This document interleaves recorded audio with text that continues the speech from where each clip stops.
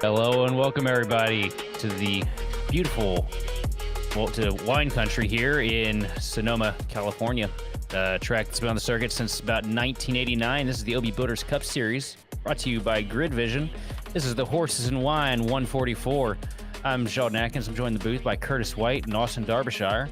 And Curtis, very familiar here with the track. What can you tell me about Sonoma? It's definitely a very long trip for just about most of our competitors tonight. Not many trips out to the West Coast. For me, it's only a couple of blocks away, so this is a home game for me here. But for these guys, it's going to be very challenging because they literally just got done running the streets of Chicago, so just when they thought the left and right turns were done and over with, well, they got to do it one more. This time out here in the hills of Sears Points. Now you got about 12 turns, just shy of 2 miles in length. It's always hot and sunny just about every time they come here, so tire temps are really going to be something that these guys are going to be looking after. Absolutely. As we get a quick peek here at our championship standings, as we get up, and right now still being led by Justin Levine by just 21 points over Sean Conklin. Brandon Pastelacqua still hanging on in third, with Derek Heitman moving up to fourth after last week, as well as Patrick Gitter, Joseph Kazi, Joseph Gulata, Greg Carr, Chris Vincent, and Austin Edstrom running out the top 10. And who put Rocket Man up there in the top 10? That's what I want to know. Either way, as the cars take to the grid here for 144 miles of left and right hand action through some of the most elevation change that we'll see on the circuit all season. Curtis, what do you have in store for your keys to the race? Well, for one, just we're back to the classic layout. We used to run the carousel layout right there in the middle, turns 5 and 6. We're skipping those now. We're adding back a passing zone with turn 7 just by going straight to turn 4, so a little shorter distance and length for these guys. It's still going to be a challenge to make passes just to navigate this place. Also, just let the car simmer. The cars are going to be, shifting weight a lot. The tires are going to get hot because there's so few passing opportunities. You don't want to overcook your stuff. So just keeping it on the track is really going to be very important here. And also, don't let your tempers get hotter than the track. We're out here in dry California, out in the summer. It's always really hot here every time they come here. So if you get impatient, just settle down. You got a lot of time to make it back up. You don't want to, let your impatience get to the best of you, because you screw up one corner, you're going to probably mess up maybe 10 more if you're not careful. And now we're going to sit here with our picks for the race. I'm about to go with the 83 machine tonight of Adam Benefield. Watched him last night in the NIS split that he and I were both in, and he was absolutely cooking with peanut oil last night. Who do you got on tap here this evening, Curtis? I'm getting Paul Hill. I've kept an eye on this 26 car. He looked really good last week. With what I saw, I didn't watch the whole race last week, but when I saw he was near the front, he seems like he's got some pretty good road course pace, and he qualified from, looks like, on the front row. So that 26 car definitely could be one to watch. And Derbyshire's going to go with the destroyer of beers, the man with Pierce steers, Roger Pierce in the 27 machine tonight. Wondering if he's got his beer drinking hat on here for the event, but right now up at the front of the sheet, though, it's Sean Conklin with a huge margin over second place Paul Hill in qualifying. Third's going to be Roger Pierce with Tommy Gossett starting in fourth. Fifth place run off the grid here is going to be Brandon Pastelacqua with my pick Adam Benefield starting in sixth. Joseph Causey going to roll off the start here in seventh, with Derek Heitman is outside in eighth, followed by Chris Hudson and Tim Wortman Jr. running out the top 10. And picking things up, you got Lou Christian in the 3, Patrick Gitter in the 21, share row number 6, then row 7. You got the astronaut Austin Edstrom and Justin Levine in that number 19, and then you got Paul Gallimore in the 71, then Randy Mullins the 54 in that Chevrolet on his outside, and some cars that didn't put times down: John Bender, Shane Clore in the 72, and you got Alexander Carr in the 18 and Josh Hyatt in the 2. Chad Kibbe in the 45, Greg Carr. Oh, I cut you off there, my bad. Oh, you're fine. Running out the 22 car field, it's going to be Chad Kibbe and Greg Carr, both also not opting times. I see we got the abbreviated launch to the green here, though, not starting from pit road. So racing is about to be underway here very soon as they work through arguably the trickiest corner of the track, that tight hairpin that is turn 11, with Hill down to the inside of Sean Conklin for just the moment as they line themselves up here into the restart zone. Waiting for the flag to come out. And any day now. And there it is. Green flag is out. Good launch down from the inside line, and a lot of wheel spin for Paul Hill up top. He's really going to check up that outside lane coming into turn 1, but it's going to work out for him because he's going to be able to funnel himself back into the line in third, right behind Roger Pierce. It's probably one of the more difficult parts of the track to navigate side by side. It's very important because, I don't think we're going to have any cautions because it's a road course. So if there's any chance to get any positions, now's the time to do it. It's kind of like a Formula One star. Get him while you can on this first lap. And turns 1 and 2 up towards 3 and 3A. The car is constantly getting light as it's continuing to climb up the hill, and you're having to keep the car under you while also trying to pass people. And Gitter makes a dive down to the inside of turn 6 to get past Austin Edstrom. Edstrom tried to fight it for a little bit on the outside. Now falls back in line as he works through 7. Now these guys working themselves into the S's. Everybody's settling out for the most part. You see Justin Levine swinging wide to get past the 23 machine of John Bender. But for the most part, everybody taking care of their stuff and taking care of each other here as we complete the first lap, working out turn 9 down into turn 10. Here comes Sean Conklin now. Sorry, through 10 into 11. Here comes Sean Conklin leading off the first lap here with a decent margin over Roger Pierce right now, up to almost a second. And if Chicago is any indication, we're just going to see that advantage grow. So we might just focus on second place for a majority of this event. But a good, clean first lap. Oh, Benefield gets really loose going up the hill and off into the grass. Reminiscent of Jerry Nadeau here in 98. They're just a lap later than Nadeau. That happened on the very opening lap of that race, and Benefield is going to lose a ton of spots. Good news is, though, a lot of race to go. 72 laps at Sonoma. This is an endurance race all its own. To get a replay here at what happened, it just looks like he charged his entry into one a little bit too hard. Back end snaps out a little bit. Does a great job chasing it. Car absolutely should have looped around, and just opts to take the little shortcut there. And Paul Hill has reclaimed second place. He actually kind of got a bit of a push on the opening start, kind of spun the tires, gave up that second spot to Pierce, but amongst that, on that second lap, he was able to get the position back and lead this charge. Now Pierce running in the third spot ahead of Tommy Gossett in that number 07 Toyota, then Pasalacqua in the 6, rounding out the top 5. So not all is lost for that 26 car, as he was able to get that spot back. No, not at all, but a lot of time lost, though. 3.5 seconds to a guy like Sean Conklin. I mean, it's going to be a really hard one to rein in. As you see, Conklin still opening the advantage corner by corner ever so slightly. Feels like he's about a half-tenth quicker in each section of the track, and once you add that up, man, it's not going to be too long, honestly, before he starts getting into the back half of the field. Right now, everyone just trying to mind their P's and Q's. They all know it's going to be a long race. Just everyone's getting a feel for how their cars are going to handle in race conditions. Oh, the 83, Benefield. Things go from bad to worse. That was out of turn 4. That's going to be right in front of the cars, looks like. The cars. Yeah, cars and their NASCAR cars. That's right. Right behind the astronaut. Just slipped off the landing pad as the astronaut leaves him behind here. Too much curve there. Rough way to get this thing going for Adam Benefield. Hopefully he'll have I mean, he's got time, though. It's just it's a matter of how well those tires are going to hang on, though, after those two massive slides. But up through the uphill section of the track right now, the 26 machine still kind of being hounded a little bit by Roger Pierce. Hasn't been able to slip away from that 27 machine quite so fast. You see Joseph Causey works himself up into the 6th spot with Derek Heitman in 7th. Hudson, another good road course performance right now. They're sitting in the top 10, just like last week, sitting in 8th right now. Somebody that I definitely didn't have circled to, be relatively quick here when we take the lefts and the rights. But Chris Hudson really showing what he's made of here in this road course swing that we had midsummer.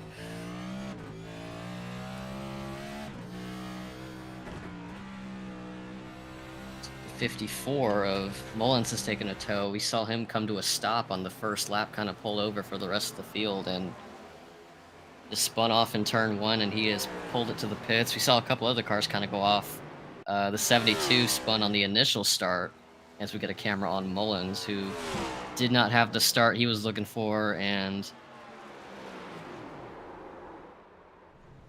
overcooked it in turn 1. And it's so easy to do. Also, we got a battle coming out of the last turn. Down to the inside. Here comes Austin Edstrom taking over the 11th position from Tim Wortman Jr. Austin been working on that pass for about a lap. Finally was able to find an opportunity to get past the 28 machines. We see Luke Christian struggling going up into turn 2, off into the grass. Big loss of time for the 3 machine.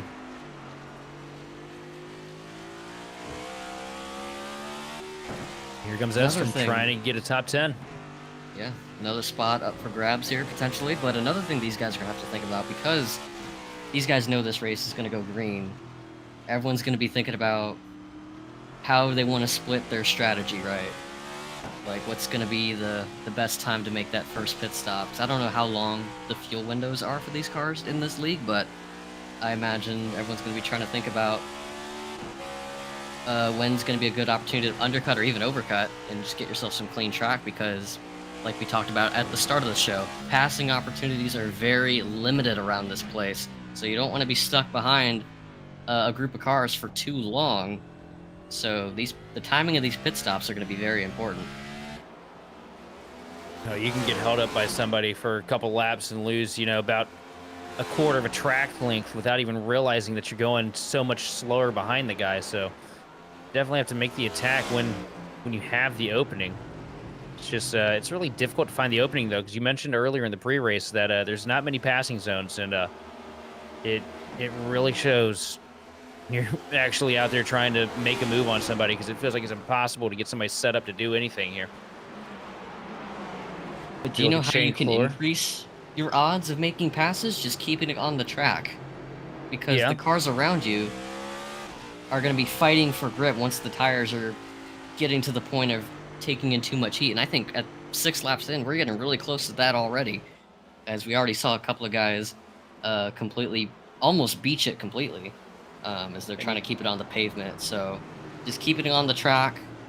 If the guys around you are not doing that, that could be automatic spots gained, as we get a camera on the 3rd place battle between Pierce and Gossett. Tommy, that's another person that's really made a lot of strides here this season to improve his road course pace. Tommy Gossett really looking pretty strong this season. Every time we've gone to one of the road courses, we see him rolling around here right now in the Gossett mystery machine. So he's getting worked right up to the back bumper, the 27 machine of Roger Pierce here.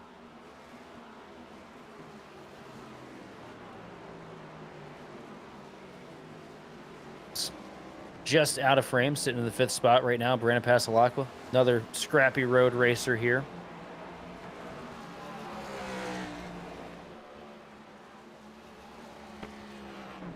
Good run for him, as you see how aggressive these guys can get with the curbs here through the S's. And the S's are such a hustle on its own, and like the curves are their own element to it, but just the fact that they're constantly having to go left, right, with cars as heavy as these for laps on end takes a good amount of precision and a little bit of rhythm just to navigate through there with the utmost precision, as we now get a camera on Hudson, the 43 car, in 8th place. And there you got Patrick Gitter in the 21 car. F1 the clutches of Gitter right here. Kind of a quiet start here for the 21 machine, but slowly picking him off. As you see, he's also got talking about paint schemes here. Patrick Gitter probably has one of the cleanest new paint schemes I think I've seen all season. Tip of the cap once again to RCR and the old 2003 to 2006 paint scheme that Harvick had on the 29 machine.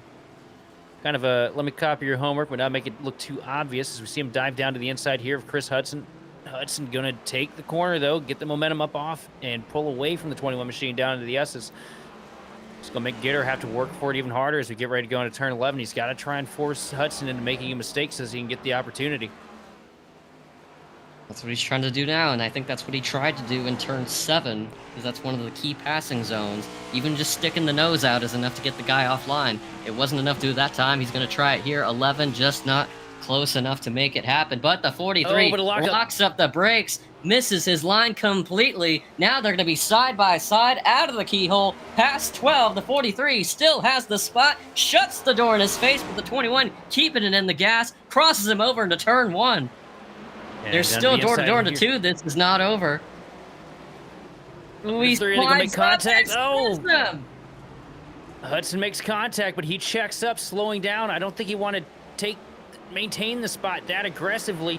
Now here comes Luke Christian, a little bit of a bump to the rear bumper for the 3 machine from Patrick Gitter, going to move him offline as we come downhill. And Hudson, I think, opting to penalize himself there for turning the 21 machine. Probably felt bad of it. Going to let Patrick Gitter go by because he knows that he had the spot clean. Now Gitter trying to set his sights on the 3 machine to Luke Christian. But a little bit of work he's got to make up here, and this all works out well for Captain Space himself, as Austin Edstrom starting to work himself into the picture. And that really cost Hudson, because that ended up being a net negative of 2 spots because of Luke Christian inserting himself into the frame and getting both of those spots. Just a very costly mistake, and, you know, hats off to him for, you know, kind of self-policing that move and giving himself the spot back. Most guys wouldn't really do that. Just a really difficult section of the track to navigate, let alone make a pass. He was just way too shallow into 2. He got tight coming in there. The nose just, you know, he lost the nose into the center of the corner, got into the door of Gitter. And I got to say, man, like you just said, tip of the cap, man, that's the classiest act I've seen all season out of that 43 machine of Chris Hudson. And in Gitter's perspective, you're just hoping, because he probably saw that in his mirror, he's just hoping that he can run his line, but also hope the 43 doesn't miss his, and unfortunately, that's not what happened. Roger Pierce moves himself back up to 2nd place. Looks like maybe a mistake out of Paul Hill. Let's see what happens here. Return 4. Pops the curb really badly. Yep. That happened to me last... Shark's teeth. That happened to me last night in NIS. I don't know if you were in the chat when it happened, but I spun and knocked it off the tires. So could have been a lot worse for Hill, but loses 2 spots there to Roger Pierce and Tommy Gossett. And Gossett, apparently we got more here to run on board with Hill. That's an easy mistake to make right there. Return 10, man, it's just, it gets so tight. Slides up the track and brings her down pit road here.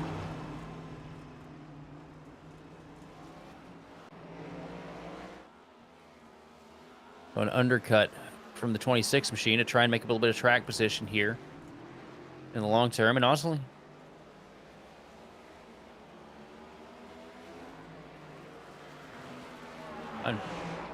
Paul Hill towing, apparently.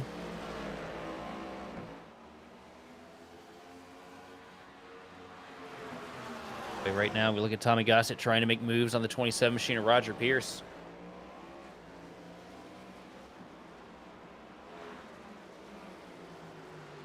The back bumper here in 11.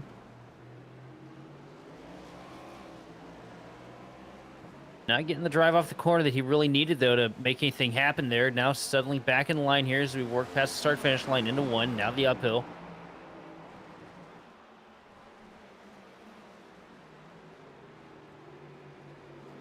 Gossett making Pierce have to work for it.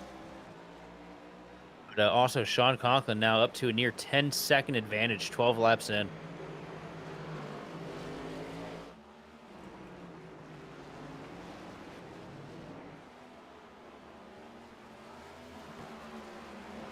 See the 72 machine of Shane Clore letting the 10 of Conklin work himself by here through the S's. Not trying to hold up the leader any.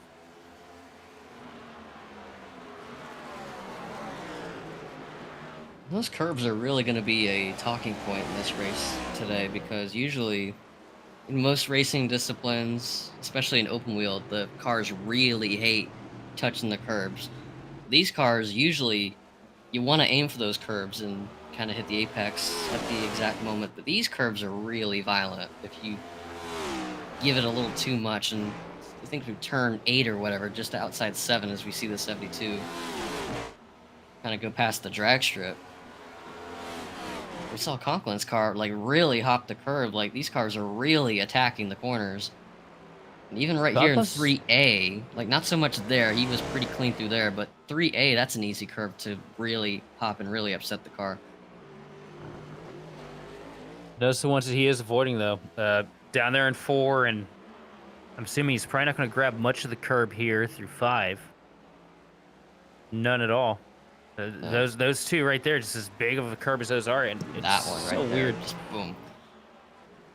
It's so weird because we watch them, use those curbs to rotate a lot in real life when we come here, and none of these guys opting to take those. 'Cause as soon as you do, it just flips the inside part of the car about 6 feet in the air. It feels like and you just lose the nose all the way through the corner.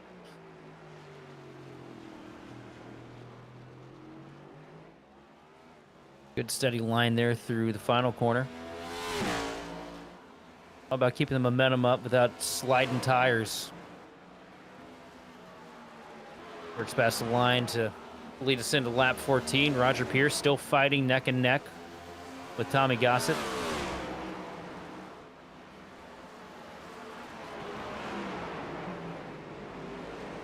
So, Curtis, how many times you been to the track? Uh, don't know the exact amount, but I've been here several times. My first trip, I came here in 2007 when Montoya got his first win. I've seen like Casey Kane win here, and I think '09 or 10, I saw Johnson win here. Saw Kurt Busch win here. My most recent trip was when Suarez got his back in 22, so that's probably the last time I've been to the place. But yeah, several times, mostly for Cup events, and also the truck event where they were there that one year when Kyle Busch won. I think it was actually Kyle Busch's last win in a Toyota before he made the switch to RCR. So I get to say that I got to see Kyle Busch's final win in a Toyota. Hey, there you go. Only interesting. I was pretty upset about it because I was rooting for Chastain, and I think he ended up finishing second in that race. But still, thought it was a cool little nugget that I took from that. It's definitely cool. And Gossett trying still to get past Pierce, but not able to find it. He's trying to use lap traffic as a pick there.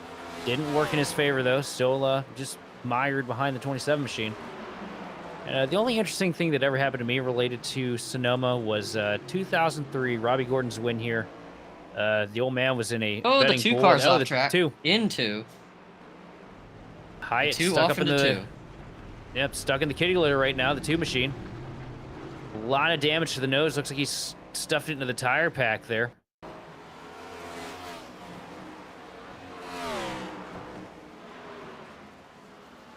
What happened? Like, we've been fortunate to see these guys not really struggle too much with the handle of the cars, but there's one thing that's constantly problematic here with this track, and it's just how on edge you are every second of every lap.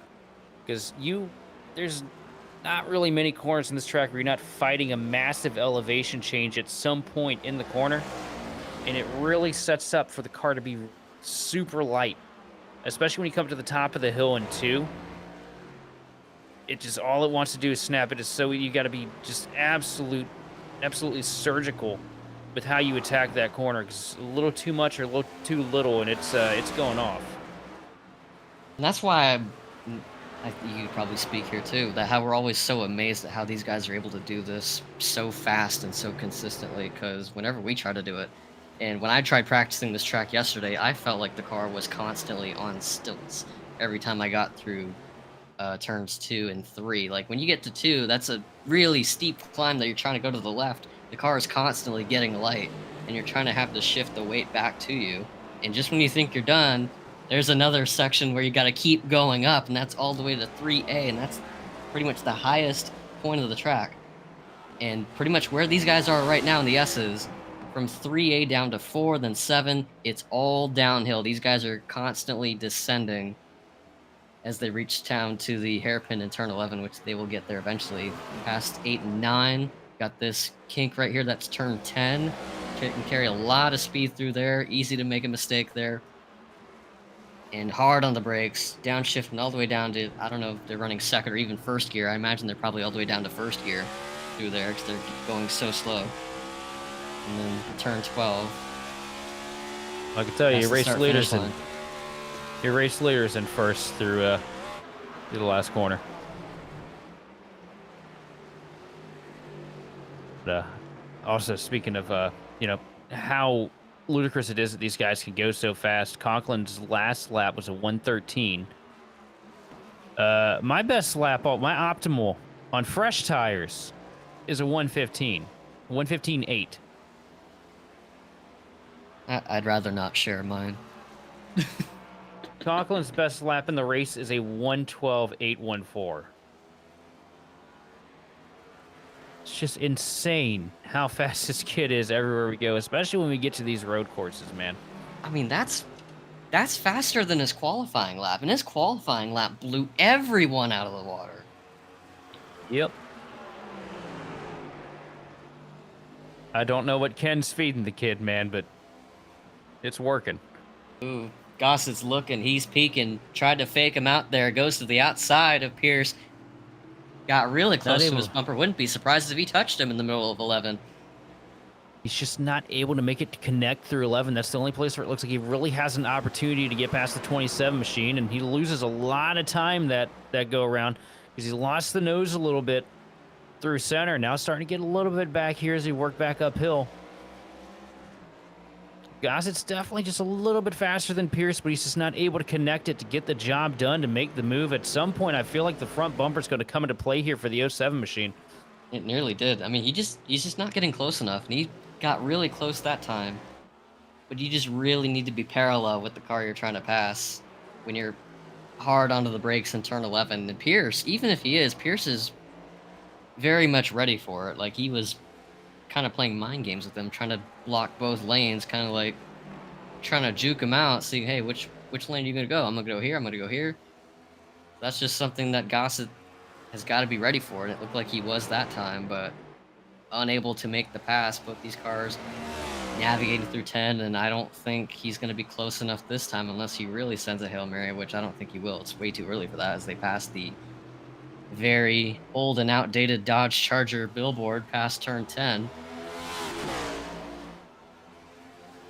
I think all these guys might have got a time traveling machine. Now we're back in like 2005 or whatever. Yeah, it's definitely some outdated signage that's going to get changed here once the next build comes around. All these tracks getting fresh artwork and some cases rescans. This is going to be a total rescan with the new pavement and everything Yeah, to represent current situations here with the track. It's going to be. Yeah, wait, we're getting Sonoma in spring? Once it in the spring, so it looks nice and green. As everyone that I hear on the internet wants. As you see the pictures, you see how this track looks in the springtime, and it's nice and green. It looks really nice. And I can tell you from experience that there's a reason why they don't do that. We can get into that in a minute as we zoom in here from the Google Earth cam. Just a few miles away from San Francisco, not too far away from the Bay Area. And there it is. Out in the fields, out in the grass, that looks nice and green and clean. It doesn't look as dry as a bone as it would out at this time of year.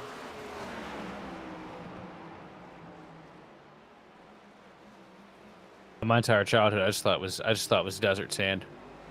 I'm not even gonna lie to you. Oh, it was. I mean, it wasn't, but even as someone that went there for years, it always felt like that. It was always so dry and warm. Because, yes, we have to have a race here in the summer where it's always hot. But again, back to the reason why they don't run a spring race here is if it rains.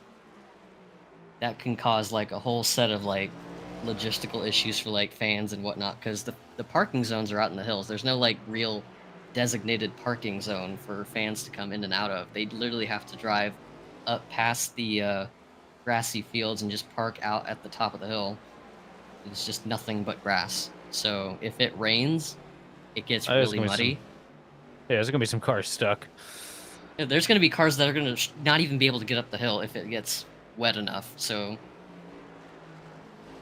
NASCAR is very fortunate that from all the years that I can remember, that this track has not had a single weather-related issue on race weekend. Every single track that I can think of that's on the schedule now has at least one time in its history where rain has delayed things.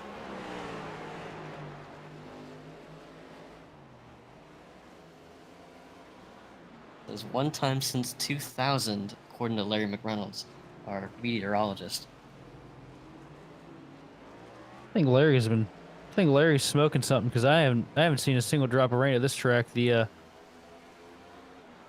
The closest 26 years I've been watching. The closest it came was when I went in 2022. It was really overcast first thing in the morning, and the air was like really misty. But that's as far as we've ever got to having any sort of rain here.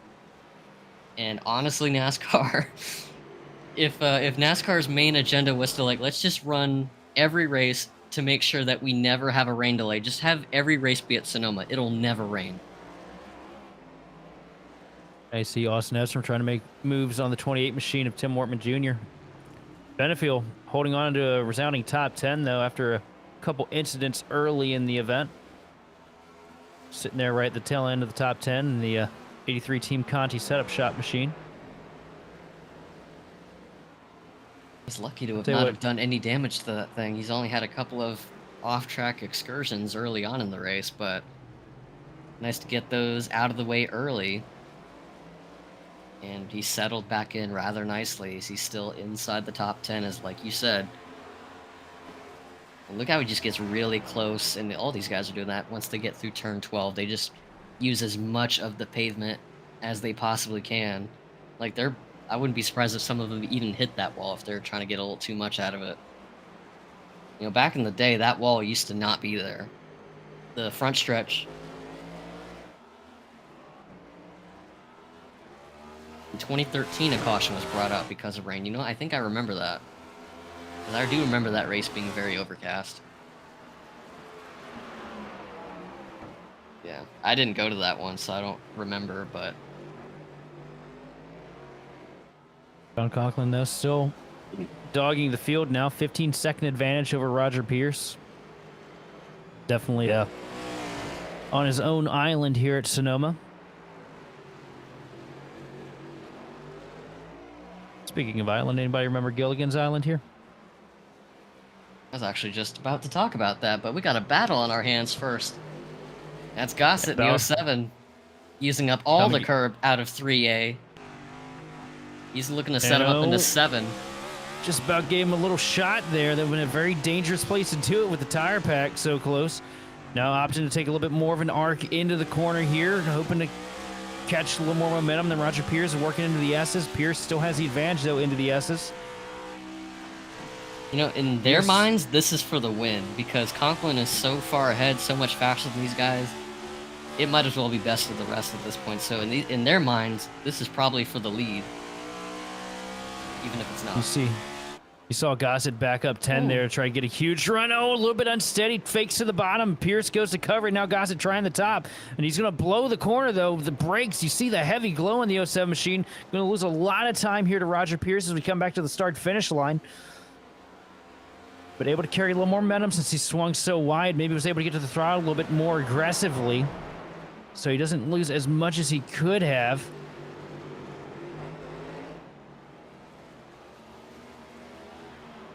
Now he's got to rein it in. He's got to close that advantage.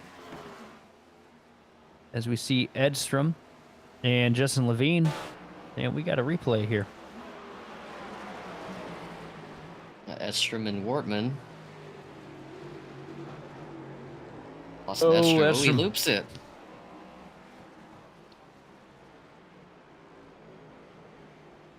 It's got in a little too hard there.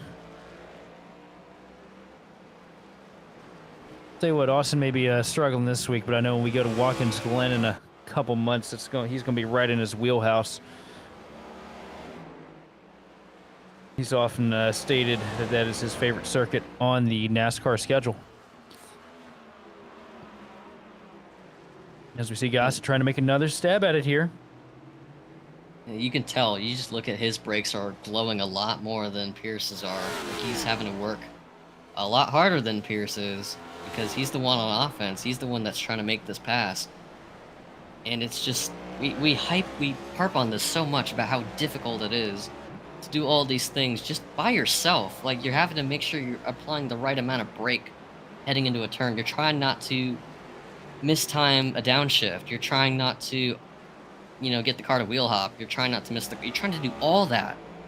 And he's having to do that while he's trying to make a pass at the same time. Like, talk about multitasking. And the worst part about all of it is you have that car that's right into the lane, right where you want to be. And you can't really see all of your marks because you've got that car in front of you. You can't really see over, the greenhouse of the 27 machine. Makes it so difficult to figure out where you are sometimes when you get that close. So you end up basically just chasing what the car in front of you is doing. And in doing so, if he makes a mistake, you open yourself up to make an Need to even get bigger it one. right here. Gets a wiggle out of 10. Gets to the outside. He keeps going outside. That's not really working for him, but he knows that that's really the only place No, he the can bump. go. Here we go. He doesn't even budge him there.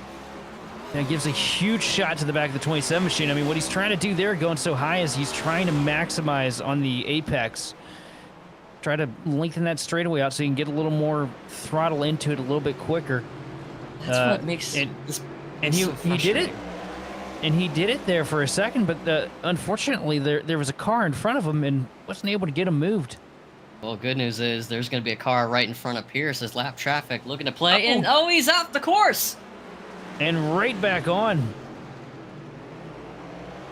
I can think tell it just how actually hard helped he's his driving line. that thing. I think it actually helped his line there. New car gets out of the way. He's got a nose out of Pierce misses 7. it. Pierce cuts him off. Pierce misses the corner, though, loses a little bit of time through the S's now. Stay with him. Get turn 10 correct. You can set up him into 11. The outside's not going to work. You got to get him on the inside. Beat him to the line before he blocks it off. Because Pierce has been blocking off the inside every single time. You got to beat him there before he has the chance to do it. And see, he wasn't able to. Pierce Here just comes plays Pierce. defense. Going way shallow. A little too much. If he can get that line correct and keep that 27 pinched, I think he can make that pass work. What's going to come down to is he's going to have to be able to figure out how to use the bumper without sending Pierce off into the sand all at the same time. That line could probably work. And what we see now, Gossett has the faster car at this point in the run because we saw him completely blow turn 11 just a few laps ago. It looked like that battle was going to be done, but he caught back to him pretty much the next lap. So right now, whether it's just his car is faster at this point or he's just driving a hell of a lot harder, he is putting down pretty quick lap times that are in contention for this spot. And Pierce is just doing a really good job playing defense because he knows that passing opportunities are very limited. So Pierce is using that to his advantage in protecting that spot for him. As we got a camera on Joseph Causey, the 88 car, Patrick Gitter in the 21. Sends it into 7. They're down to the bottom, tight on the curbs, up through the S's, though. Causey has the preferred lane here. Going to take it and run away with it and hold on to it for now.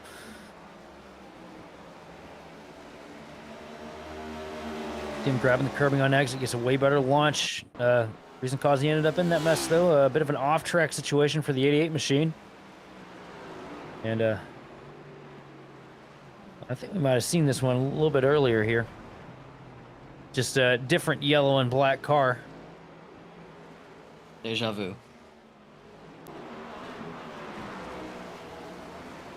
Now side by side here at the start-finish line. Causey going to hang on, though. Here comes Gitter, still looking to the outside, trying to get the momentum to get past the 88 machine. Not going to work. He's going to have to wait till we get up here through the uphill. Big slide out of Causey there, but able to plant the throttle a little bit better than Patrick Gitter.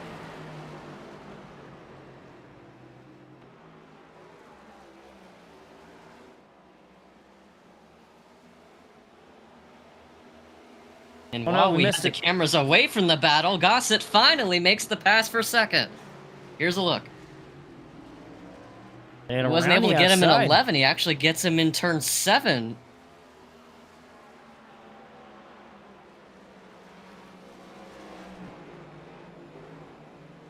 Yeah, well, that's a ballsy move there, making the pass through the S's like that. Yeah, you don't see that often. Yeah, I attempted that last night and ended up dead because of it. That was the final nail in the coffin for me.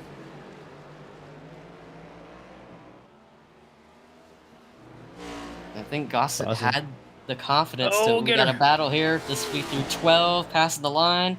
Causey and Gitter still going at it. It was a very Causey. narrow and short front straightaway. Ozzy putting on his best impression of Ryan Newman to hold Patrick Gitter at bay. Gitter doing everything he can to try and get past the 88 machine. As we got one car off the track, hard into the inside. Watch the 72 machine of Shane Clore. Or the inside hill.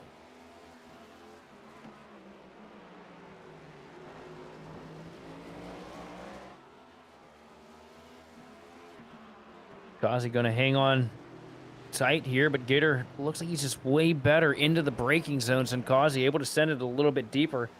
And Sean Conklin has currently lapped up to the 87 machine of Austin Edstrom as he's trying to work his way past him at the start-finish line, just now putting Levine a lap down. Had to go off the track out of 3A just to let the leader go by. That 10 car means serious, serious business, as we all already know, as Edstrom misses the corner. Levine, a little too ambitious on the throttle. He had the chance to make the pass, gets a little loose out of 7. Has to tuck back in line with him again.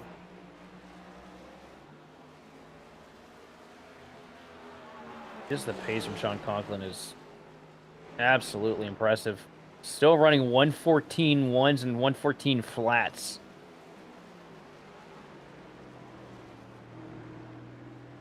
Either ways, we are 30 laps complete here, just shy of halfway. We're going to take a quick word from our sponsors. We'll be back to bring you more of the OB Builders Cup Series here live on the grid.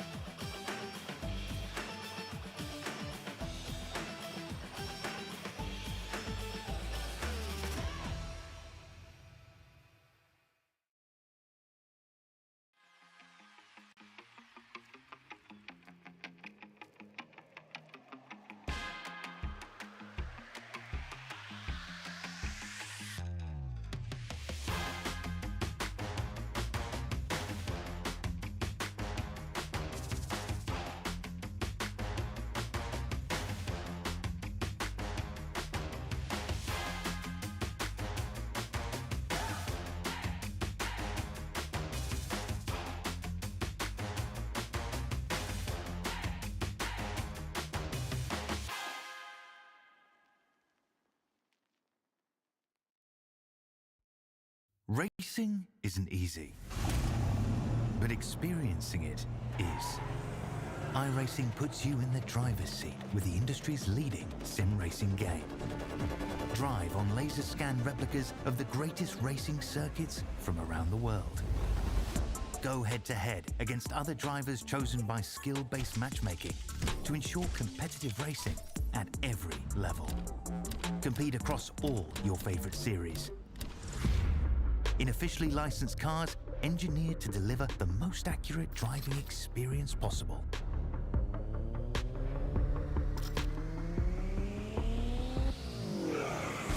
Join a race or host your own with players from across the globe. Race against the computer or in a league with friends. Feel the thrill behind the wheel. Visit iRacing.com.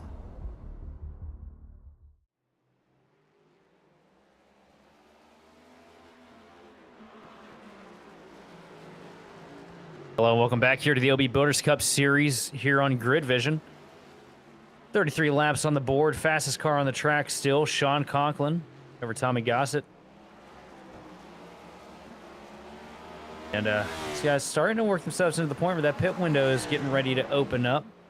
And you see Conklin just absolutely flying it over the curbs here. Look at the car just absolutely bouncing all the way around the track. Looked like the thing was on a set of hydros there for a second. Yeah, that's like I said, that's what I've been noticing. Like Conklin's car just as easy as he's making it look, he looks like he's on constant attack every time he goes through the S's. Especially that one curve around turn 8 where he just completely gets it on 2 wheels as we ride on board with our race leader as he will demonstrate for you guys a lap around the track.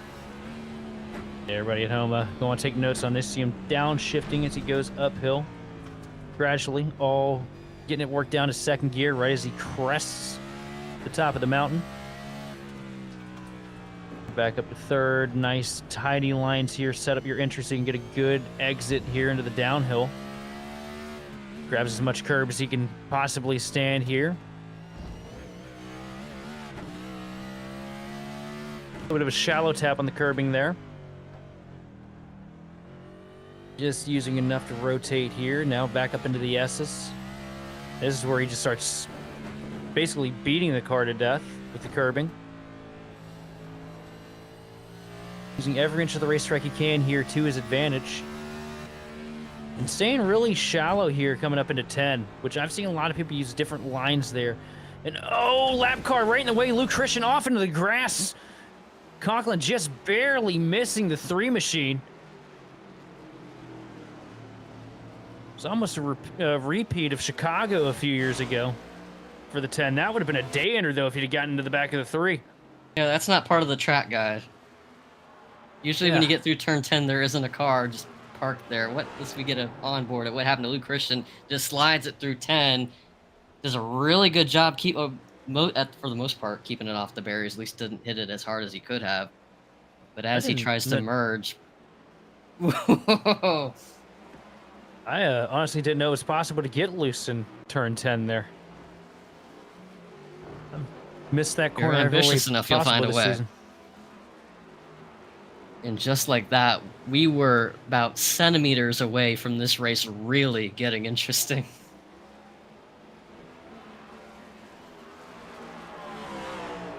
That was just a test to Conklin to make sure that he's awake.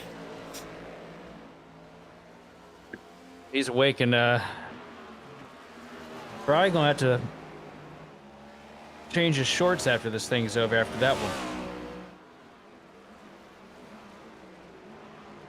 It doesn't really affect him, though. Barely changes the lap time there for the 10 machine. Yeah, his lap times are, even with that, it's still... like, you don't even, like, notice much of a difference, if at all. Like, the consistency is out of this world. And he's going to back it up here with a 114 flat, which puts him about 0.8 to his second a lap faster than Tommy Gossett in second place right now. Tommy, if you're listening, get aggressive with the curbs, brother. I think that's what you're missing. That's where the extra second is.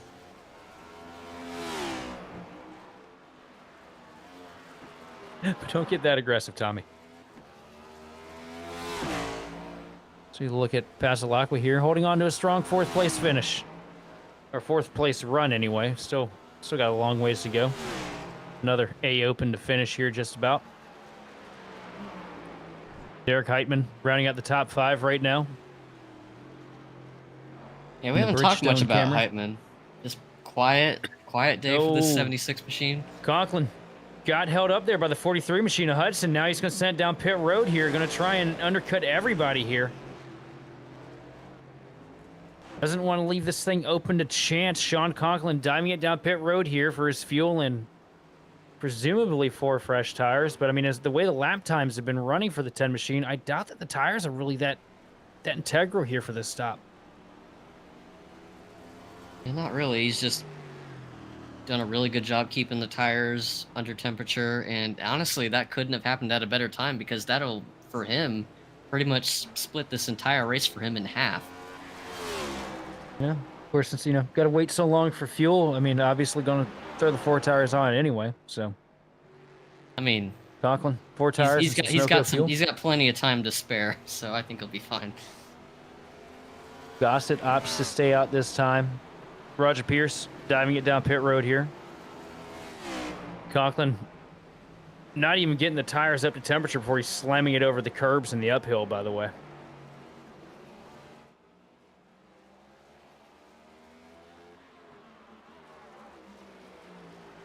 Like, there is just a level of confidence you have to drive a road course at this level of intensity and also this level of consistency, and he's able to do both. Like, we talk about this whenever we watch the actual Cup races with, like, Van Gisbergen being as fast as he is in the Cup Series whenever we go to a road course. Like, it's a lot harder than it looks to be able to execute every single lap and every single corner. Like, just to have the knowledge of how to navigate this racetrack, but also to do it at the fastest possible pace you can and make it look effortless. Gossett still opting to stay out here.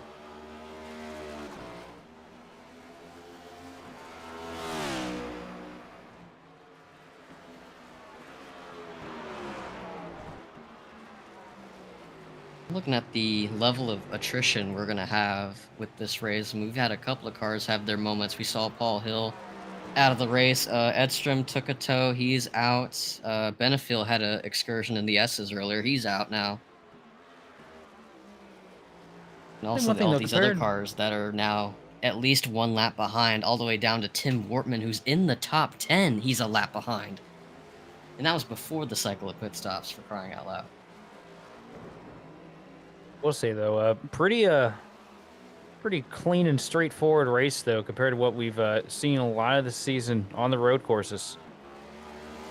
Not a whole lot of big incidents, not a whole lot of torn up cars. I mean, a couple guys out early, a couple, I mean, we've seen what, 3, 4 single car spins for 38 laps here at Sonoma. I mean, the approach to this track is also very different than what you would normally see at other road courses because it is a test of patience along with skill. There's a lot more patience required to get around here. When you're driving at a road course where every corner is a 90-degree corner, yeah, you're probably going to see a lot more ambitious moves and a lot more wrecks as a result. Here, not so much. These guys are being pressured more to bide their time, be patient, wait for the opportunities to present themselves, and that's what kind of allows the racing here to be a little bit cleaner than what we're used to at tracks like the street course. Look at Tim Wortman Jr. Still hanging on to that top 10 spot in the Grey Ghost 28 machine. Huge step over the curb there. I thought he wasn't going to be able to make the corner with that. Like Gossett, the 07 car, did make his trip down pit road. He just exited now. He is up at the top of the hill, getting his tires up to temperature. Right now scored in third. I think Derek Heitman still needs to make a pit stop.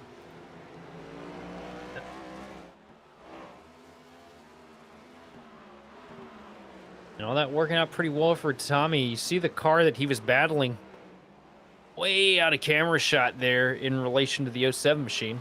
A couple lap cars in between the two of them as well. Or a lap car and a Causey in between them.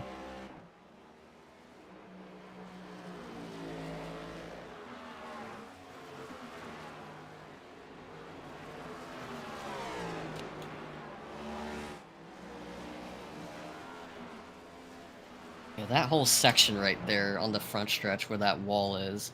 Like, I talk about how they're getting so close to the wall, and back in the day, that wall used to not be there. Because the front stretch would literally be part of the drag strip that the NHRA uses for their drag race weekends. So they would literally be racing on the drag strip, and there would also be a section of grandstands on that side of the track where they used to have what they used to call Gilligan's Island, which was its own subsection of pits for basically the worst qualifiers on Saturday would be forced to pick those pit stalls on the right side, which would be like a very short pit road. But they would hold you like 10, 20 seconds to make up whatever time you would gain for having such a short trip down pit road. It was such a clustered mess that they had to do it that way until they finally decided, hey, let's have all the pit stalls on one pit road, like a normal track. I just think they didn't have enough room for it yet, so that's why they had a second pit road back then. And in 2002, we were one lap away from there finally being somebody to win from that pit selection, by the way. Jerry Nadeau had a electrical failure in the old Georgia Pacific Dodge Intrepid. Yeah, imagine how much of an upset that would have been. for Nadu and for Penny. That was basically the third car of that team, that 44. You know, driven by guys like Buckshot Jones and whatnot. Yeah, And he was gapping. I think he was gapping Rudd or whoever was running in second on old tires. Like, he was putting down some serious lap times and was pretty much going to win the race. And just some mechanical failures will make us all forget about it, unfortunately. That would have been a massive moment for Petty Enterprises during that time frame, because everything was just downhill for them. And even for Nadu, what happened a year later? Well, no, I was at the track for that. Got up early for practice, man. That was a terrible day. But terrible days aside, good days right now for Sean Conklin. Also, Derek We got a diving down spin, pit road turn from the 2. second It's spot. Joseph Causey going for another slide into the dirt. He's had an off-road excursion there before. He's just had another.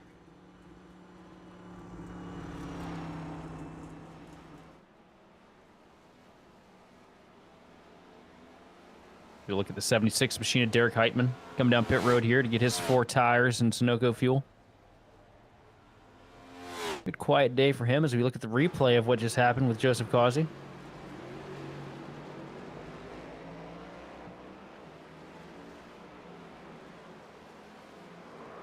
Just uphill, gets down in the corner. Looks like a little bit of back tire lockup, sends the 88 machine around, and you're looking at a 675 horsepower lawnmower. Joseph, the grass is dead, brother. And that was actually in turn 3, not turn 2.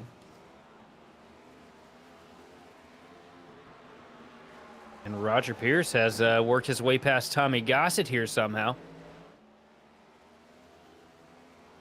Gossett had all the advantage in the world. A big mistake must have come from the 07 machine to open the door for the 27 of Pierce to work his way by.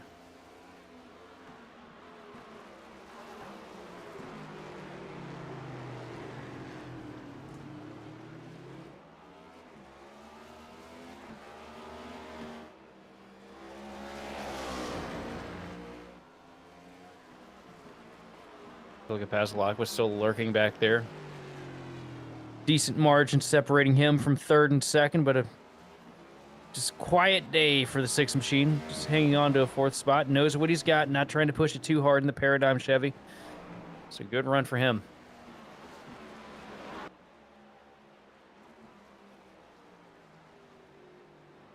He's putting in the work, not hoping for things to be too eventful. I mean, obviously you want things to be a little exciting if you're on the spectator side, but if you're in the driver's seat, you're just hoping that you can have the quietest race you could possibly have. As we see the 19 of Justin Levine head down pit road. He was actually just getting lapped by Conklin the lap prior, and while he was getting lapped, he was trying to let him go by at the top of the hill, and he actually just ran completely off the road. So got some dirt on those tires as he makes his pit stop. Yeah, no, Justin's one of those guys that's certainly looking forward to Dover next week. Road course is definitely not his favorite, but it's not alone in that. I think a good majority of us are looking forward to getting back to business as usual here for the Cup Series schedule.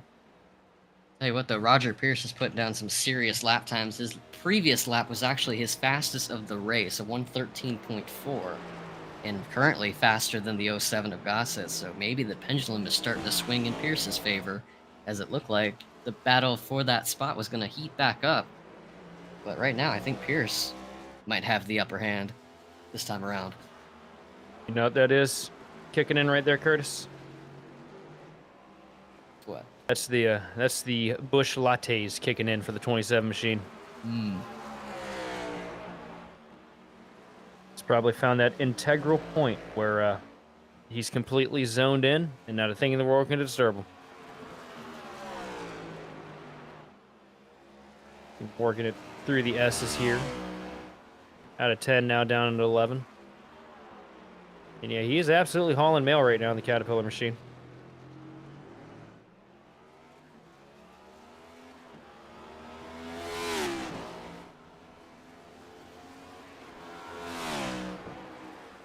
As we're sitting here, 45 laps on the board. Sean Conklin about a mile and a half away from the rest of the field. We're going to send it off to another quick word from our sponsors. We'll be back to bring you more of the racing action here live on the grid.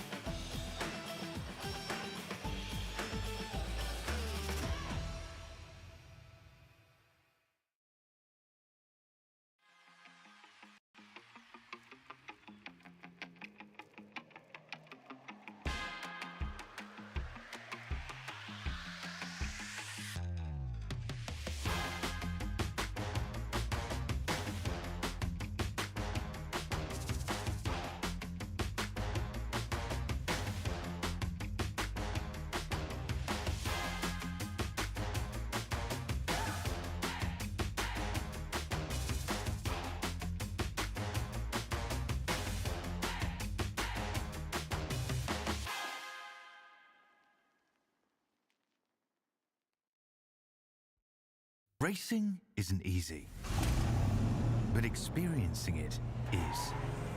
iRacing puts you in the driver's seat with the industry's leading sim racing game. Drive on laser scan replicas of the greatest racing circuits from around the world. Go head-to-head against other drivers chosen by skill-based matchmaking to ensure competitive racing at every level. Compete across all your favorite series. In officially licensed cars, engineered to deliver the most accurate driving experience possible.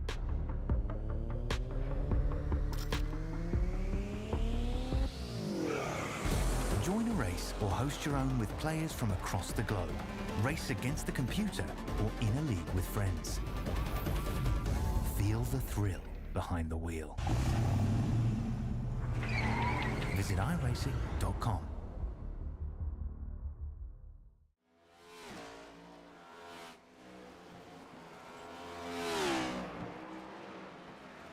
And welcome back to Grid Vision's coverage of the OB Builders Cup Series here, live from virtual Sonoma. I'm Sheldon Atkins, joined the booth with Curtis White. 48 laps now, ticked away. Also, forgot to mention Austin Derbyshire down there in the production truck. He'll be sure to hit me for that later. 48 laps ticked away. Conklin doing Conklin things up at the front. Roger Pierce digging deep and finding a lot of pace here in the closing laps after the pit stop. Gossett holding on to a third place running position. And those two have basically been the battle of the race between Gossett and Pierce. Rest of the field just kind of strung out now. We're at that point where everybody's just trying to make it home. Not trying to make any big moves, big mistakes. You got what you got. You made your bed. You just got to lie in it from here. As you see, Conklin still beating the curbs like they owe him money here through the S's.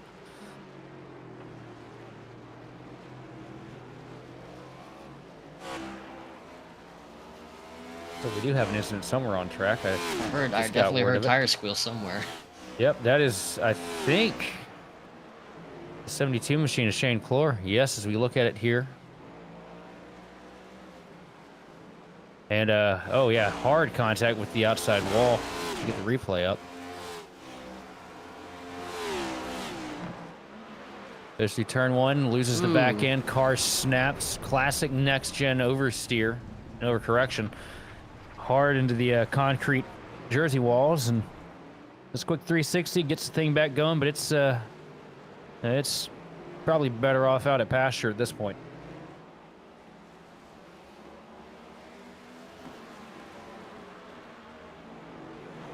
We're now in that point in the race where survival instincts are really desperately trying to kick in.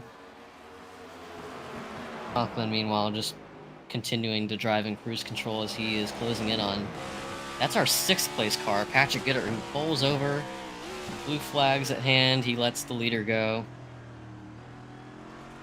Now we're down to only 5 cars on the lead lap. Look at that. Look at the drive off of 11. There we go. Look at Where? We did not see the drive off of 11. It's good to see that. It's good to see that the blimp is taking cues from Fox when it comes to race production. We'll definitely have to fire all those guys later on. As we watch Sean work his way around here, the 2 machine Hyatt around again. We got a car stopped in the S's. Actually, Randy Mullins, who I thought was out of the race, has actually re-entered the racetrack and had another off-track moment. He is... I think he's trying to pick up whatever position he can in the closing laps, because he's about 14 laps behind the next car in the running order. Yeah, what you saw there was Hyatt moving wide there into the S's. Yeah, that was Hyatt, but Mullins also had a moment. Yeah, apparently he's back on the track, about 36, 37 laps behind the leader. We're 50 laps into this thing right now. And Randy Mullins can gain position on Benefiel, Gallimore, Edstrom, and potentially Bender before this thing's over. Can't have that moment happen again. Just need to keep it on the track. Yeah, no jump scares. Well, he's going to have one here in his mirror, because here comes Conklin. Nice and easy through Conklin sends it past the 54 machine. God, just look at how much pace he's carrying compared to everybody else. You know, everybody looks like they're crawling around here, tiptoeing. And you look at that 10 car, and it looks like he's driving a slot car around this place.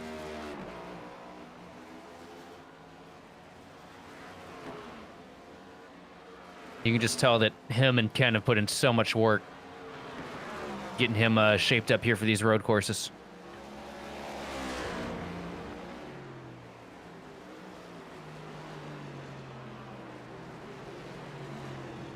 Conklin hit his fastest lap on lap 38, so that's like a couple laps after his pit stop. That was a 112.345. I haven't seen a lap that fast all week. That's a race lap. He ran a qualifying lap in the race. That's insane.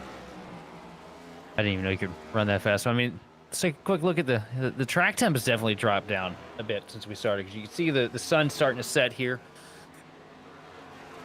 over the Golden Coast. And everything just kind of chilling a little bit. You know, we're down to 92 degrees on the track surface. We were at 118, if I remember correctly, when we started this thing off.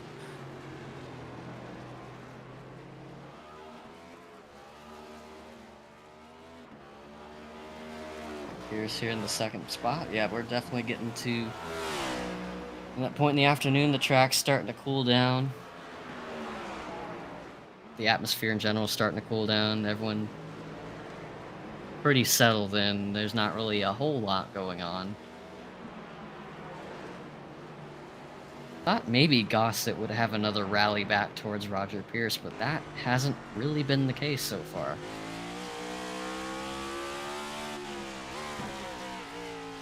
And the hope is that maybe we'll see what we saw in the previous stint where he was able to gain on him in the long run. And we'll see that battle heat back up once more, but for right now we're at a standstill as he is about 3.5 seconds behind him. Pasalakwa comfortably in the 4th spot in that number 6, ahead of Derek Heitman in the 76. The last car in the lead lap in the top 5. Do you think a touch of it too, though, also comes down to the fact that I think Pierce, Pierce learns a lot during these races. And I think as we've gotten later into this thing, he's found his rhythm. He's found what he really likes.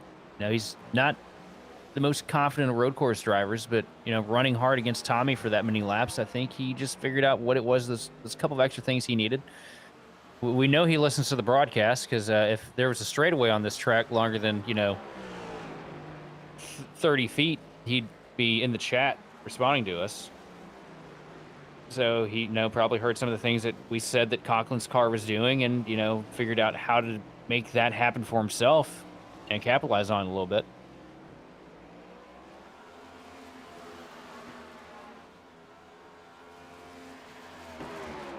Every lap can always be a learning experience. Excuse me. But and we talked about it with Gossett when he was following Pierce. I said that he was probably using that opportunity to follow Pierce and kind of learn from him. Well, even Pierce can learn just by racing against Gossett, playing defense. Every lap can always be an opportunity to learn something that you probably didn't learn earlier in the race, probably didn't learn in preparation for this race. As he gets around Tim Wortman Jr. in that number 28 Gray Ghost car. That green thing back there, way off in the distance, that wasn't a booger. That was Tommy Gossett. Tommy's got a lot to climb through here. About a 3-second advantage if he wants to get back to having another play at the back bumper of the 27 machine of Pierce. That mystery machine is probably thinking, what can we do to gain back in on Pierce? Got to run good, clean laps. Hope that Roger makes a couple mistakes here and there. Hope that maybe he went out there and spent those tires a little too early in this run. And you also just, every time there's a lap car around, you kind of pray that they, maybe spin out in front of them. Got a comment from Colby Jackson in the chat that I would like to see implemented. He said someone turned the stats up way too high on the 10. Got to nerf him for a lap just to make things fair for everybody else. And honestly, Yeah, I think that would make things pretty exciting. And Conklin, knowing how fast he is, I think even he'd be up to the challenge. Like, sure, why not? He'll probably still win, but it'll make things more exciting. Strange things have happened. Last week at Chicago, he decided that he was going to try and set a world record lap. And came in with about 15 laps to go. Put on 4 freshies, came back out on the track, and blew the upper control arm off the car against the wall and limped around for 2 laps with a totaled car. Oof.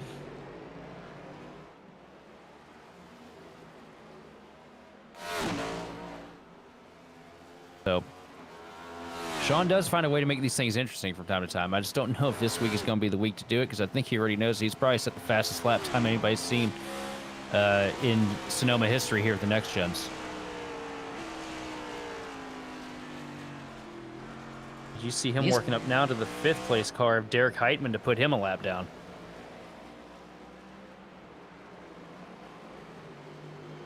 Both these cars, really nice looking cars. The wraps on both of them, the Bridgestone green on that 76, I really like. Yeah, the Victory 1 cars always look pretty good, and just so grateful once again, and I can't state it enough that Ken Byron decided to paint all these cars up different colors, even though they have the same livery, as opposed to last year where it was the same livery with the same colors for a third of the season. I was seeing those cars in NIS splits. I couldn't tell them apart half the time. Oh, it was so confusing.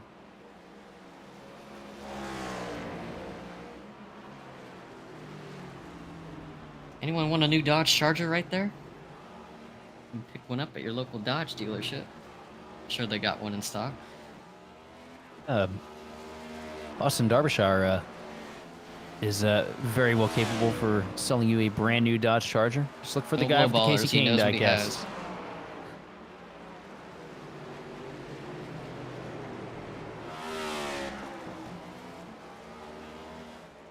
Let's try some machine. Go ahead. Look at that. Look at that. Roger Pierce, doing exactly what I alluded to earlier. Heard what was being done by Gossett's off in the S's! Oh, that's brutal.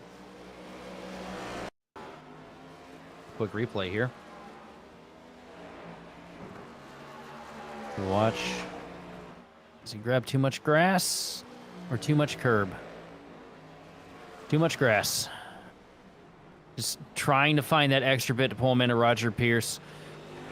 And ships it a little bit too hard. Off the track it goes. Loses a ton of time. But that was a pretty cool move for the highlight reel. Shades of Dale Earnhardt to cut the S's like that. Well, and the good news for him, he's still comfortably in third. Like, he has got a monstrous gap over Pasalacqua to hold on to that spot. But it could boil down to like multiple different factors. One, the fact that his patience was probably running out, because looking at the interval, he wasn't really gaining on Roger Pierce at all. So the chances of getting that second spot back were pretty much running out. And also, I mean, we're 58 laps into this race. Like, how many of these drivers, even as good as they are probably mentally fatigued and are just on autopilot at this point? Some of these guys, I imagine, are really tired. At least mentally, I know I would be. More than just mental, too, because this place will wear you out physically. As we have a battle for position now, the 21 machine of Patrick Gitter getting up to the back bumper of Derek Heitman in the 76. This is for 5th position.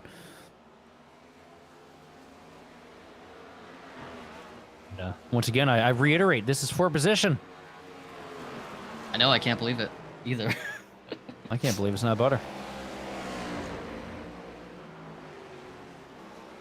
Heitman a little bit better through the S's that time, now coming down into 11. It's like Gitter going to have a really good entry. Is he able to make it hook off the corner, though? Loses a little bit of time. Heitman starting to pull the advantage a little bit here at the start-finish line. Second half of the track, not the strong suit for the 21 machine. We'll see what he has as he works up through the hill into 3.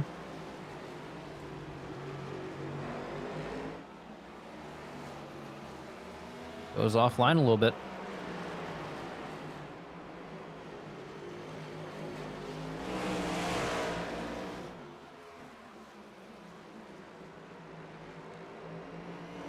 Justin Levine could play the spoiler here, because a lap down to these guys. And if we know one thing about Levine, he doesn't really like letting people pass, regardless of what position he is in. Yeah, I saw him do it earlier with the leader, and he completely ran off the track, so even if he wanted to, it hurt him. He was probably thinking that in the back of his mind. Heitman looking for an open lane, going to try to outbrake him into 11, try to get himself some separation between him and that 21. Levine lets them both get by. He goes all the way to the outside of 11 to let them both go. The battle rages on.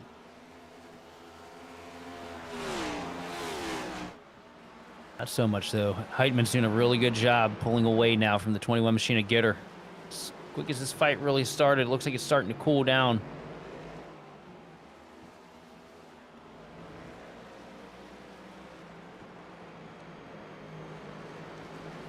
I was saying, you're talking about the mental exhaustion on this track, but all these curbs, all these elevation changes, if you got a wheel that has decent force feedback, this place can really beat you up before you're done with it. Because there's not a second of the lap where you're not just busy behind the wheel. There's always so much that you have to do and do correctly just to get this car to go and go at a decent pace, a competitive pace. Like, it takes a lot just to keep the car on the track. So, hats off to every single one of them in this field that's able to put down really good lap times consistently.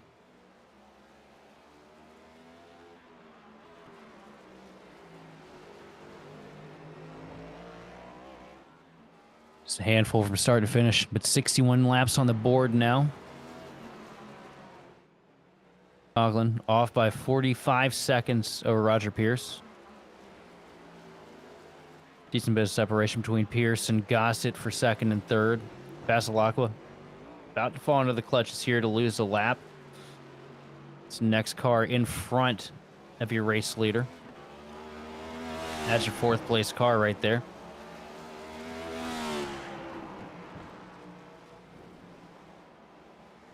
And then just another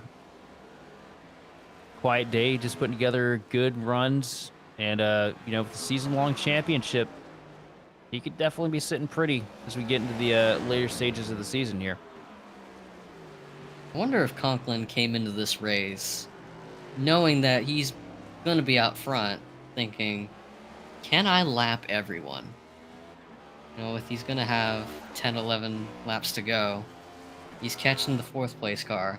And realistically, I don't think he's going to lap Pierce or even Gossett. Pass Alacqua is definitely possible. But it makes me wonder, is he going to be disappointed that he didn't lap the whole field at this rate? I mean, it'd be pretty difficult too, though. You know, second and third teammates, they all, you know, get about the same prep time. They all work together here on the sets and everything. You know, Roger Pierce, Tommy Gossett, Sean Conklin, all under the same banner.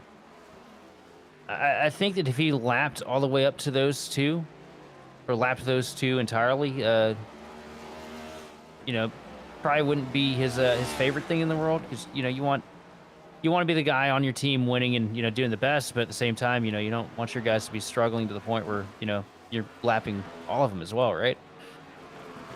Yeah, but also, I mean, we know this. Everyone that races knows this. A lot of these guys can be selfish.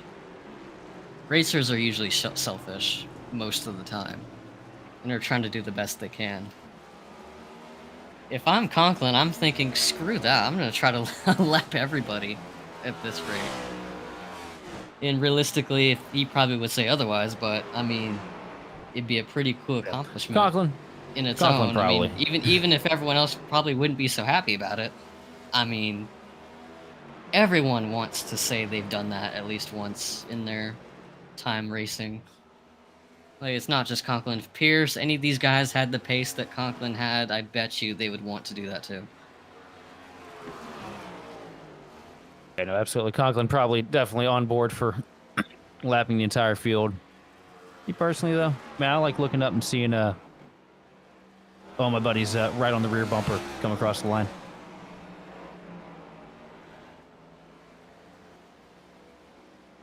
Also means when we run Gen 4s, I need to get you guys to stop wrecking. Curtis. Well, tell that Yo, to the people I've been racing with the last 3 weeks. None of them have been my fault. It's okay. I believe you got tan-hearted last night. Oh, don't even get me Also, started on that. I'm gonna get taken Patrick off the air Gitter. if I talk about that. You look at the replay here. Patrick Gitter versus Heitman. Oh, okay. Our producer out in the truck's telling me to go off. See I want to Patrick give Gitter a take shout away the out spot. to I want to give a shout out to one Dale Tanhart, who we happened to race against in the Gen 4 at Homestead last night. We had a green white checkered restart, and he was up towards the top 10, and I was at the back of the pack, so I got wrecked earlier. And I guess he decided he wanted to do the restart with no right front tire, because I guess he had a meatball flag. His right front came completely off, and he pulled to the inside and still tried to make the turn, and his car just went dead straight right into mine and right pretty much the rest of the field. So we were all really happy about that. I was just happy to get done with that race last night. I killed the tires, and I was pissed about the entire race. Didn't matter what happened. Yeah, And you in got my nailed. head, I was mad as I was probably thinking fair game, because I think I remember wrecking him the week prior, so if anything, we're even now. Who's going to wreck who next is the real question. Yes.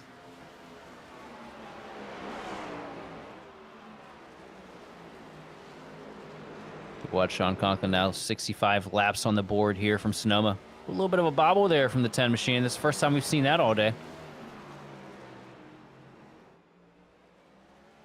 Arm's probably itching. 50 seconds now over Roger Pierce. Now I have a question that I didn't think to ask earlier. I don't know how often if anyone even does it.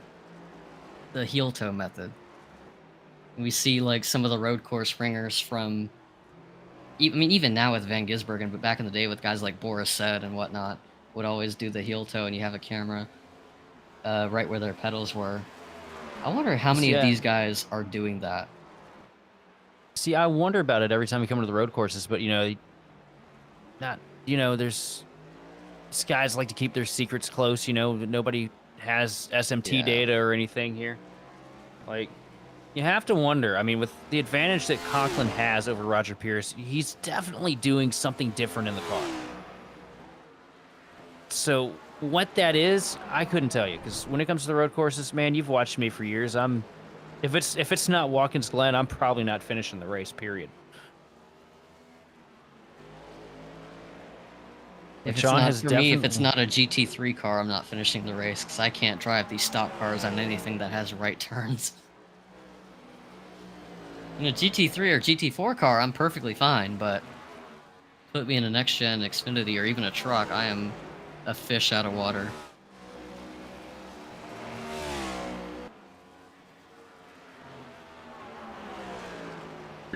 Yeah, I've got no idea what I'm doing with any of it. You are lucky that I can make it around the ovals competitively. I'm gonna say this scan of Sonoma is probably so old. I'm surprised I haven't seen any Infineon logos on it. I th- Obviously, they update to the, the correct Sonoma Raceway because they've changed the name of this track so many times in its history. Nowadays it's called Sonoma Raceway. That's the one that makes sense, but back then it was, sponsored by Infineon Technologies or whatever. They were sponsored Infineon Raceway. That's the name that I grew up with going to this track as a kid. But before that, and for the longest time, it was called Sears Point, whether it's Sears crazy that we Point have Raceway the or Sears Toyota. Point International. It's crazy that we have the Toyota Save Mart banners on And the honestly, to uphill. think of it, that's probably one of the longest like race names to exist. By Save Mart. The Toyota Save Mart 350, and even before that, the Dodge Save Mart 350 before Toyota came along.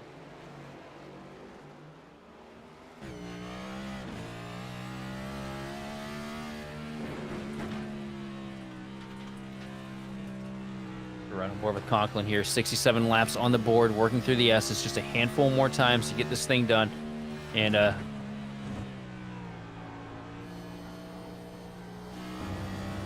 we look at the Goosebumps logo here that our producer has happily pointed out for us, now working into 11. Incident somewhere on track. Just got the spotter call out for that.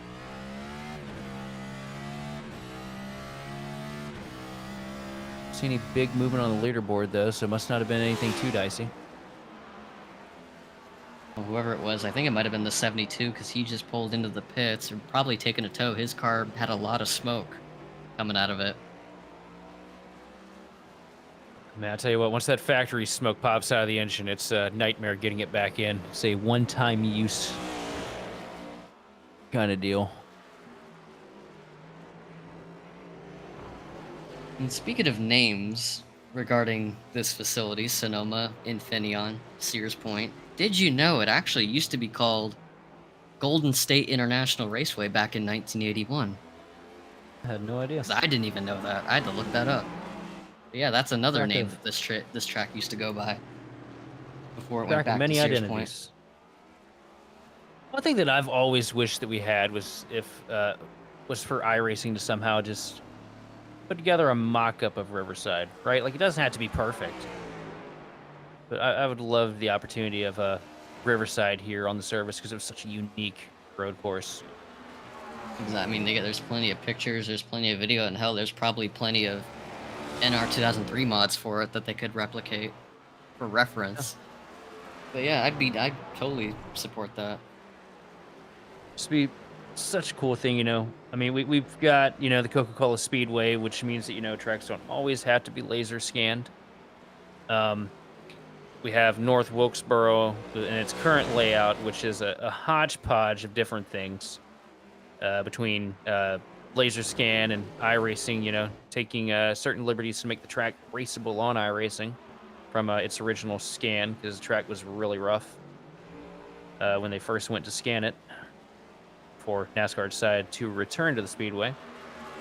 Still one of the greatest moves that I think has been made on the NASCAR schedule last 15 years. 4 laps to go, working into turn 11 here to bring us to 3. Conklin mowing over the cones once more. Yeah, he's probably looking for stuff to hit just to keep himself entertained. And a we've big had puff of so smoke in many- front of him. Yeah, that might have been the car that we were talking about earlier that had to take a tow. That was coming from the pits.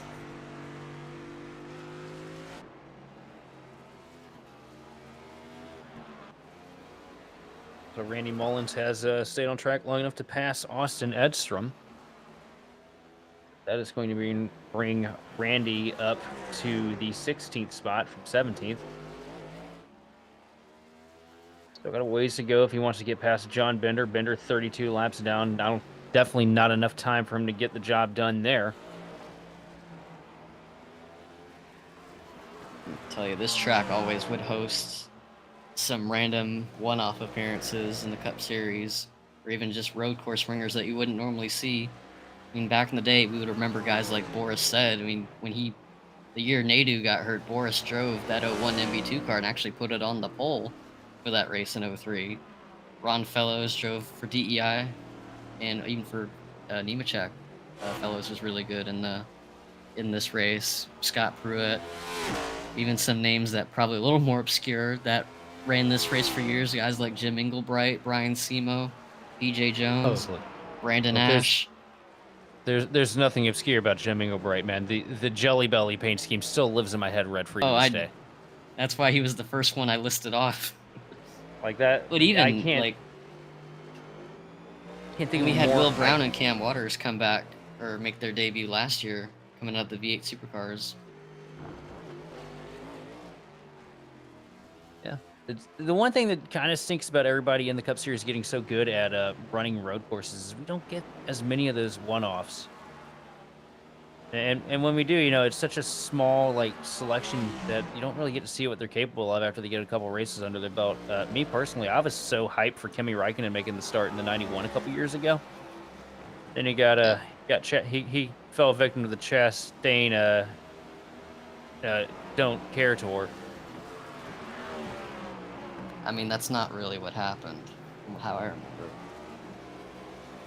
And also, we did have a one-off road guy, but he's full-time now, so... Yeah. And there goes Project 91. Either way, to the white flag here.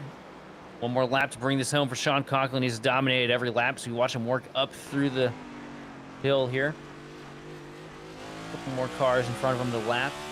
If there was enough time left, I could say that, you know, he could probably go and take Tommy Gossett, put him a lap down as he works past the 54 machine of Mullins. Mullins going to flick it off the track here to avoid holding up the race leader. That is Tommy Gossett right out the window, though, for Conklin. So for him to try and at least wheel it to attempt to get to the bumper, but don't think there's going to be enough time to get the job done. And, oh, Conklin's going to slide in the marbles there. He's just doing a little premature celebration. He almost loses the lead according to the production truck. Almost lets the car Yeah, I hope run he doesn't lap do that itself. again. Working through the S's. He's got a couple more corners. Can he make it? Through turn 10. He slides it in 10. He's got one more corner to go. Turn 11. Hits a couple of cones. Might have punctured the radiator from that hit. Completely off the apex. Take it away. And out of 11 for the final time. And already celebrating as he tries to burn it down across the start-finish line. Sean Conklin's going to start from the pole, lead just about every lap, and dominate here from Sonoma as he, well, does everything he can to make sure the car passes through tech, and he takes the Ken Schrader line through the uphill. Sean, the traction control's still on. I'm trying to bring it home in second place. Roger Pierce, he's been there the second half of the race. A great battle between him and Tommy Gossett earlier on. Falls into the favor, though, of the 27 machine of Roger Pierce as he slams it over the curbing here. Probably the most improved of the evening, because you saw, you know, how at the clutches of the 07 machine he was as time went on. Found a couple things they didn't have figured out starting this thing out. And gonna bring it home here into 11 here for the final time. And I think it's safe enough to say that he's gonna bring it home P2 as he brings it down the front straightaway.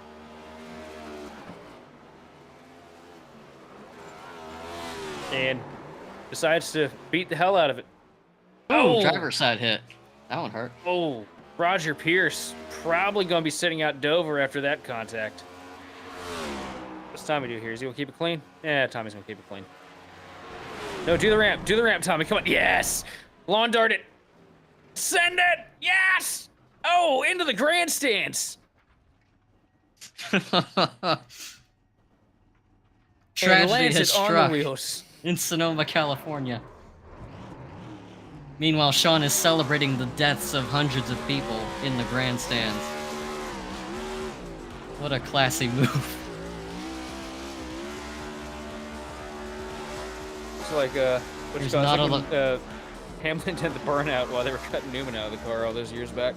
There is not enough wine in wine country to drown out the sorrows of everyone in this field that has gotten lapped by this man.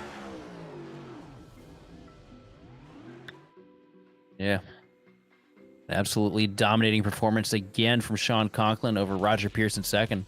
Bringing home third is going to be Tommy Gossett with Brandon Pasalakwa fourth. Fifth going to Patrick Gitter, followed by Derek Heitman, Joseph Causey, Chris Hudson, Tim Wortman Jr., and Justin Levine round out your top 10. And Lou Christian in 11th, Greg Carr, Shane Clore, Josh Hyatt, John Binder, Randy Mullins got back onto the track and gained a couple of spots from Austin Edstrom, Paul Gallimore, Adam Benefiel, and Paul Hill, my pick to the race, ended up finishing 20th in the race. And running out the 22 car field is going to be Chad Kibbe and Alexander Carr. But with all this racing behind us, we're going to get some of these podium finishers pulled up here for their interview. And we're going to start.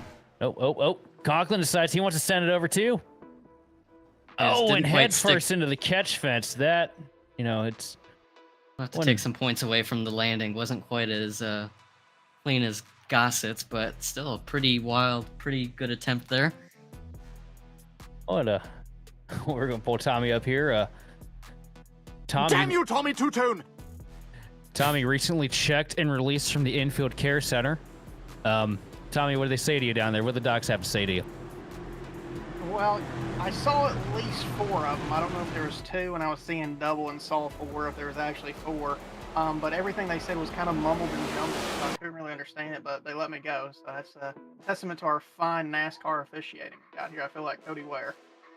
Well, CTE patient Tommy Gossett, third place run today. You and Pierce had one hell of a spirited battle in the midsection, but it looks like Pierce maybe just found something. Just tell me about your race, man, because I know 72 laps here at Sonoma is definitely grueling, to say the least. Well, I love Roger, but I don't know if he so much has found something as I found a tire barrier after I pit. And I had a massive left front damage the rest of that race, so I was limping it home on a tricycle. That would explain it. Imagine probably a good deal of toe damage there for you.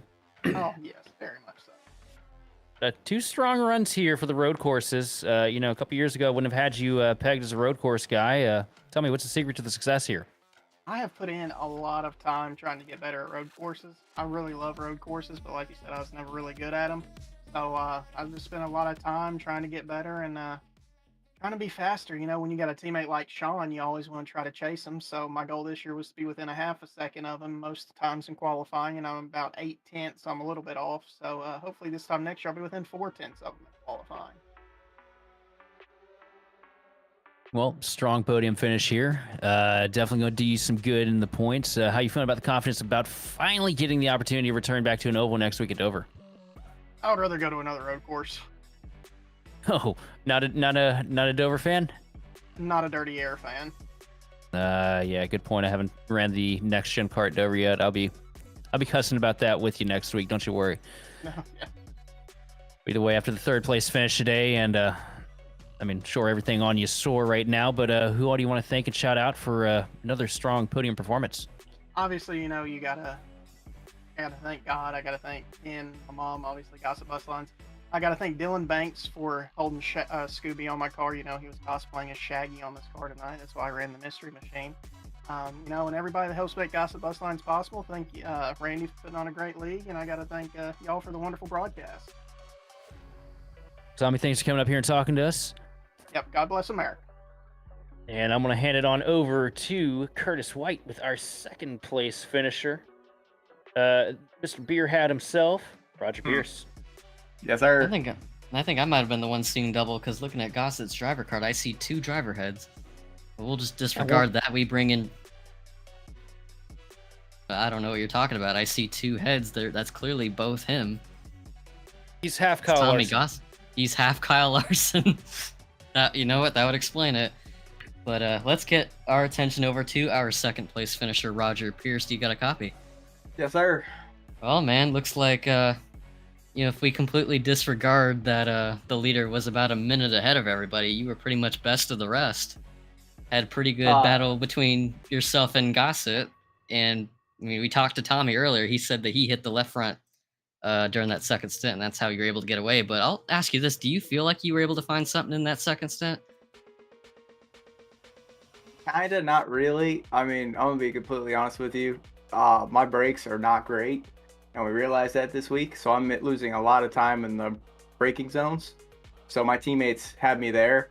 I'm just really good in the S's, and I can defend like no other.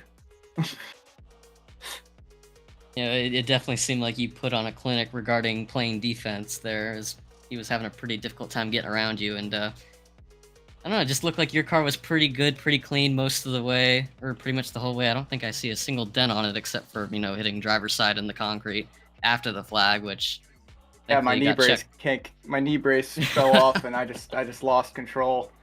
2 races Okay. today, man. I did an IS earlier, and this I'm tired. I gotta get up at 3 a.m. and I hear that, but I'm ready for it.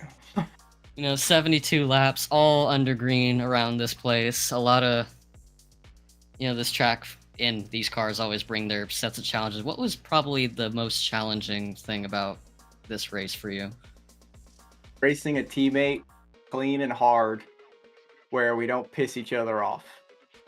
That is true. That is a challenge. I know that firsthand. But braking zones. Braking zones is where you bank up a lot of time. The car shifts a lot with the weight, so you have to be ready for the snapback. And I mean, you can downshift really early and then hold the brake, and it'll give you a little bit more extra speed into the corner, but you have to get ready for the nose because it's going to get really light. So it's either going to throw you left or right, depending on if you do a little input here or there. So it's a challenging course for sure.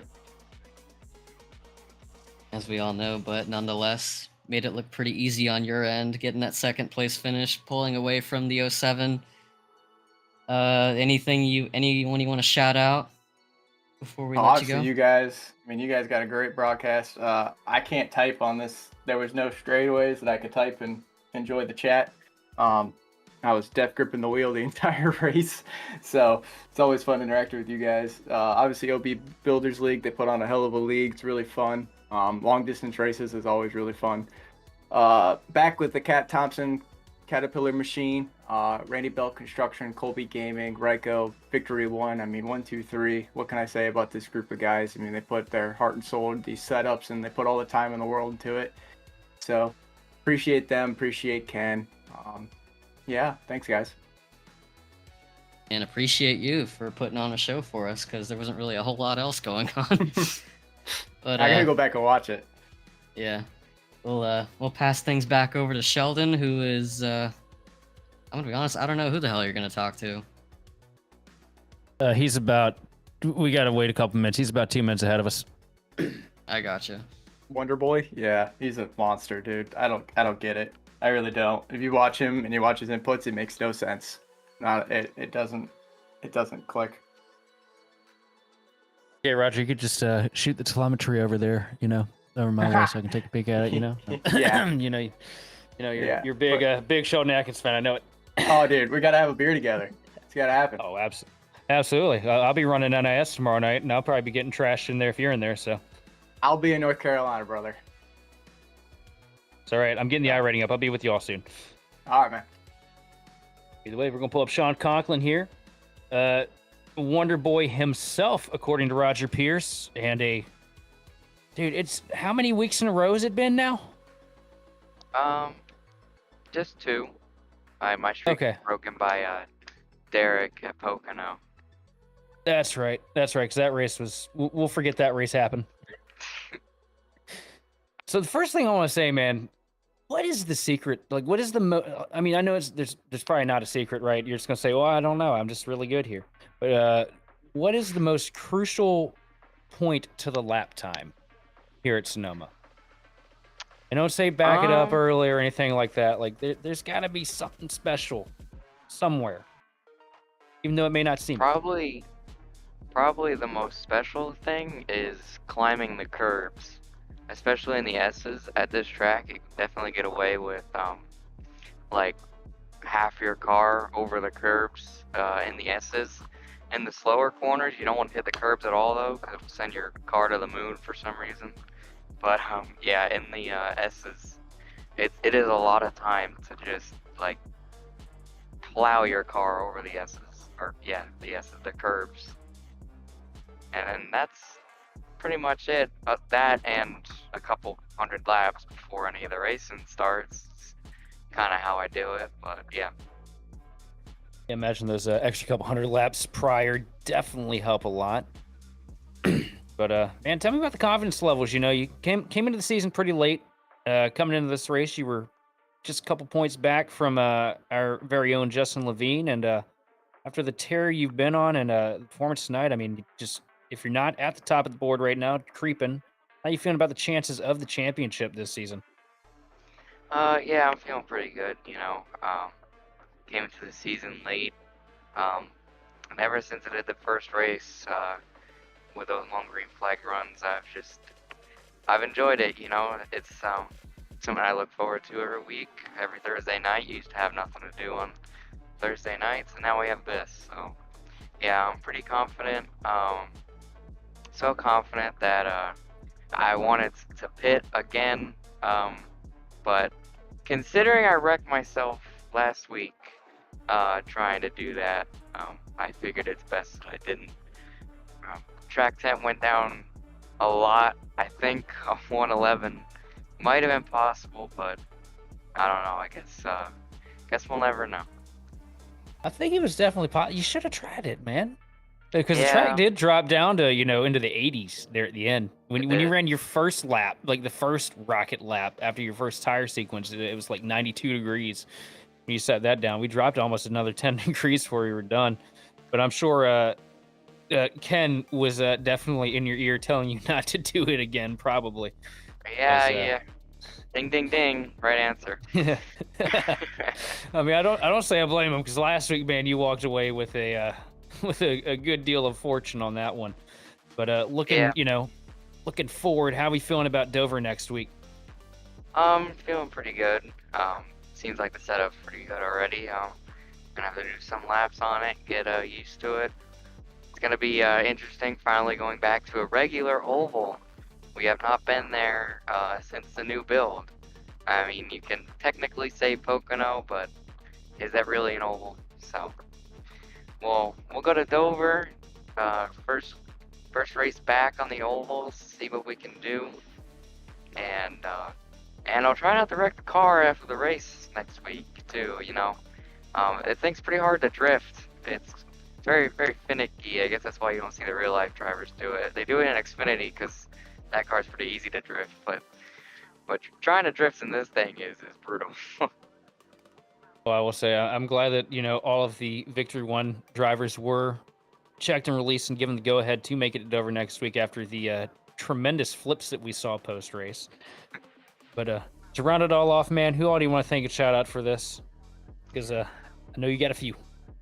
I just want to thank Randy Bell Construction, Gossip Bus Lines, Napa, Best One, and Ryko, and FedEx, obviously on the side of the car. But yeah, just another week of spending way too much time on these setups, but at the end of the week, it ultimately plays off.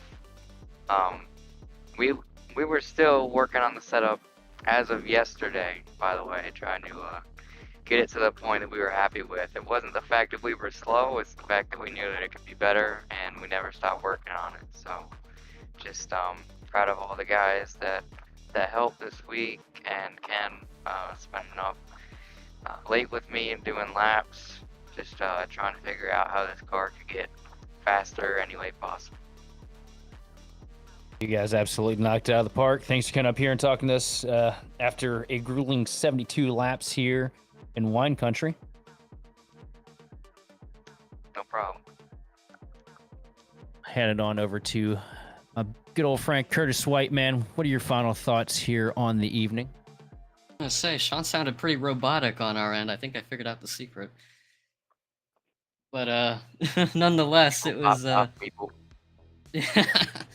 so it was a pretty good experience. So just you don't I mean, here we do, but how often do you really see, the lead between first and second be almost a minute? Like that's like we harp on it enough, but it's still pretty insane that we just can't help ourselves. But yeah, Okay, well, I'm you- sure that these guys are all. I'm sorry, I keep cutting you off, and I apologize, but I'm sure these guys are really excited to go back to a regular oval track that these cars are meant for. And I'm not much of a drinker, but I'm gonna be out in the wine cellar because I'm sure all the drivers are gonna be out there wine tasting after that beating. So that's where I'll be. Yeah, it's definitely a good week to drink the sorrows away. But from the entire Grid Vision team, we'd like to thank you for watching and participating in the chat. For more information on getting your league broadcasted or starting your career in broadcasting, contact us on Facebook, X, or email us at info@gridvision.live. Special thanks to Andrew Cardinal of Whiplash Sim Cams for providing the cams used on today's broadcast. As well, congratulations again to Sean Conklin on winning tonight's race here at Sonoma. This has been Sheldon Atkins, sitting in the booth with Curtis White and Austin Derbyshire down in the truck, and we will see you next time on the grid.